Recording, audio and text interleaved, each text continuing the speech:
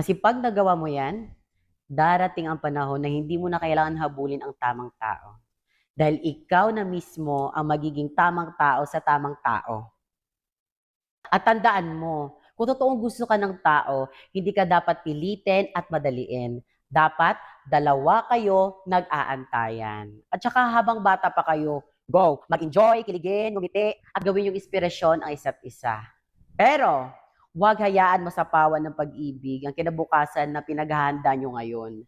Dahil ang tunay na pagmamahal, hindi hadlang ang pangarap. Dahil siya ang dahilan para maging mas mabuting tao. Opo, ate. Sorry po. Ay, tubig! Yaya, ano ba yan? Wala ba tayong juice dyan? Yaman-yaman nyo, wala kayong stock ng juice. Magtubig kayo. Si Aya pat naman eh. Lakas mo talaga. Nika, sorry ah. Kanina kasi nakalimutan kong ikaw ang bisita, hindi trophy. May gusto ka bang kainin? Meron kaming pagkain dyan. Kuha kita ng cake, gusto mo? Hindi, wag na. Mamaya na ako kakain. Alam nyo, ang crush, mabilis lang yan hanapin.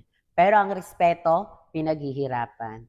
Kasi pag may respeto, mas tumatagal ang relasyon, kaibigan o anuman. Mukhang marami pa akong kailangan matutunan, ate ah. Thank you. Okay lang. Sabay naman tayong matututo. O siya, sige na. Mag-review muna kayo. Diyos ko, baka mas mataas pa yung love story nyo kaysa sa ano nyo. Thank you, ate. Mga classmate, crushmate, future soulmate, at mga kamanik spam. Normal lang ang kiligin. Pero tandaan, hindi minamadali ang pagmamahal. Habang bata pa, unahin ang pag-aaral, pangarap, at paghubog ng magandang ugali. Kapag dumating ang tamang panahon, hindi mo na kailangan habulin ang tamang tao dahil pareho na kayong handang magmahal. Hindi masamang kiligin o magkaroon ng crush.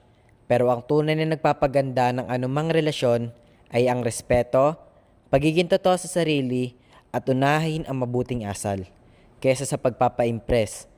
Ang tamang simula ng pagmamahalan ay nagsisimula sa pagiging mabuting tao at responsableng estudyante.